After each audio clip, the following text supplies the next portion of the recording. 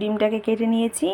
আমি হাঁসের ডিমটা এই কেটে কেটেই রান্না করি। এইভাবে রান্না করলে না গ্রেভিটা ভালো হয়। গ্রেভি হালকা হালকা ঝোল করব, তো এইভাবে ডিম রান্না করলে বেশি টেস্টি হয়।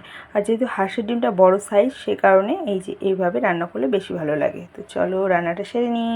আমার ডিমের ঝোল কমপ্লিট, তো এবার খাবো। আর দেখো প্রত্যেকটা কুসুম কিন্তু ডিমের গায়ে লেগে আছে। আর ডিমের ঝোলটাও কি সুন্দর হয়েছে, ঘন। আর এই ঝোলটাও খেতে ভালো লাগে।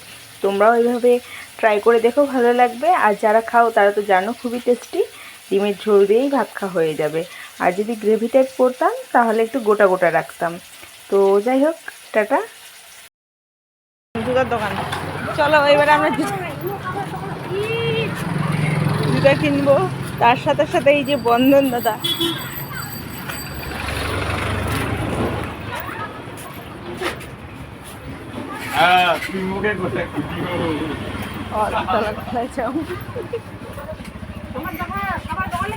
হ্যাঁ হ্যাঁ খাবারের দোকান, হ্যাঁ গড়লে আছে। কোন গেঞ্জি নিব ক? এই যে অনেক দোকান, কিন্তু দোকানের মালিক দোকান ছেড়ে এর কথা ছাড়ো ছাড়ো, যাবে শুটিং করতে ভাই।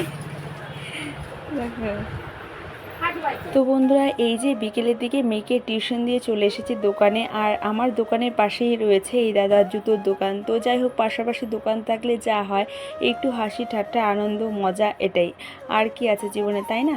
তো চলো, অনেক দিন পর দোকানে এসেছি। আর আজকে ছিল হাটবার, তাই একটু দোকানে বসেছিলাম। তারপর মেয়ে টিউশন ছুটি হয়েছে, তাই মেয়েকে একবারে নিয়ে বাড়িতে এসেছিলাম। আর বড় ছিল না বাড়িতে, সে কারণে বাড়িতে এসে দেখি পাড়া পুরো শূন্য হয়ে গেছে। তো হাঁটতে হাঁটতে নদীর দিকে গিয়ে দেখি যে আজকে, মানে এটা ছিল কিছুদিন আগেরই ভিডিও, যাই হোক আজকে শেয়ার করছি, অনেকটা লেট হয়ে গেল। তো পুরো নদীতে মানে জমজমাটি একটা মেলা বসে গেছে।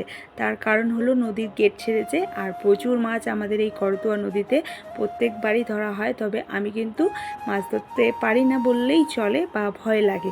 তো যাই হোক, একদমই জল শুকিয়ে গেছে। বাড়িতে থাকলে হয়তো পারতাম। আর এখন দেখি সবাই উঠে গেছে, আর পুরো মানে ফাঁকা হয়ে গেছে। একা একা একদমই সম্ভব না। আর অনেকটা বেলা হয়ে গেছে, এখনই সন্ধ্যাও ঘনিয়ে আসবে। তো এদিকে দেখছি যে একদল আর কি মানুষ এখানে নদীতে এসেছে। ভাইপুজো যে হয়েছে, ভাইপুজোর জন্য তো বিসর্জন দিতে হয় মাকে নদীতে, সে কারণে নদীতে এসেছে। তবে জল শুকিয়ে গেছে, অনেক ব্যাংপাটি বাজনা নিয়ে এসেছে। তো আর এই যে দেখো, এক বাড়িতে ঢুকেই দেখি প্রচুর মাছ। এই যে এগুলো কি বলো তো, এগুলো হচ্ছে গুগলি। কারা কারা খাও অবশ্যই জানিও। আমি কিন্তু খাই, আর খেতেও কিন্তু খুব ভালো, খাওয়াটাও খুব ভালো চোখের পক্ষে। আর এই মাছটার নাম কি বলো? আমি একটা নাম শুনেছি, সেটা শুনলে হয়তো তোমরা হাসবে, জানি না, কিন্তু এক একজন এক এক রকমের নাম থাকতেই পারে। এটা নিয়ে হাসাহাসিরও কিছু ব্যাপার নেই। আর এটার নাম হচ্ছে চাকর মাছ, আমি জানি। তো তোমরা কি কি নামে চেনো সেটা অবশ্যই কমেন্টে জানিও। দেখো প্রত্যেকটা বাড়িতে মাছ, এখন মাছ কাটা শুরু হয়ে গেছে। যাই হোক, সবার বাড়িতে ঘুরে ঘুরে দেখছি। তবে আমার মন খারাপ লাগছে যে আমার বাড়িতে মাছ নেই। আর আমার বর ছিল না, তো আমার বর এসেই সঙ্গে সঙ্গে চলে গেছিলো নদীতে ব্যাগ নিয়ে। সন্ধ্যা 7-8টা বাজে, আর ও গেল এখন ব্যাগ নিয়ে মাছ ধরতে। এখন কি আর মাছ পাবে? যাই হোক, তবুও গেছে, শখ।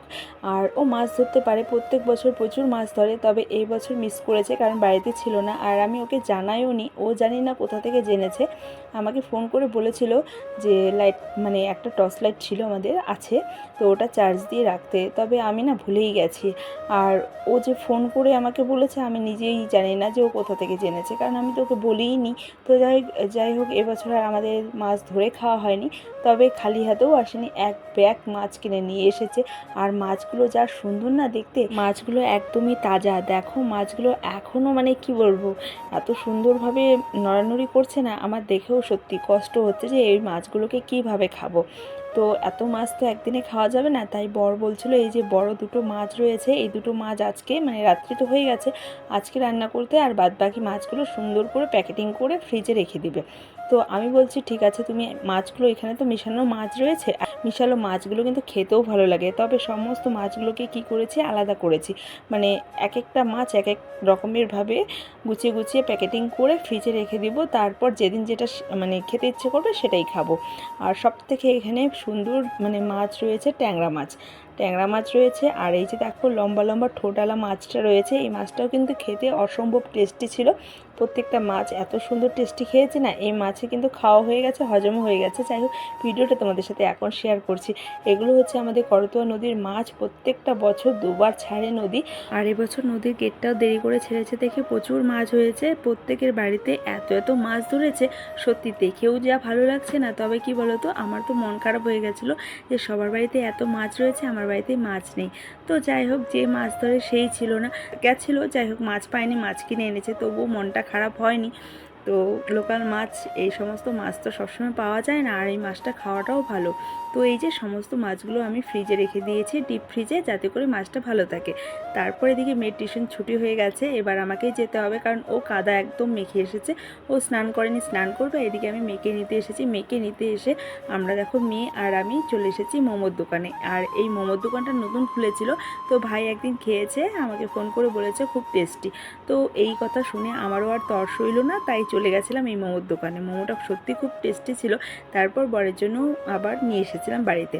তো চলো, এই যে মেয়েকে নিয়ে নিয়েছি, মেয়ে পড়া হয়ে গেছে। তো এবার আমরা বাড়ি যাব। বাড়িতে গিয়ে অনেক কাজ রয়েছে, কারণ মাছগুলোকে আমার রান্না করতে হবে, কাটতে হবে।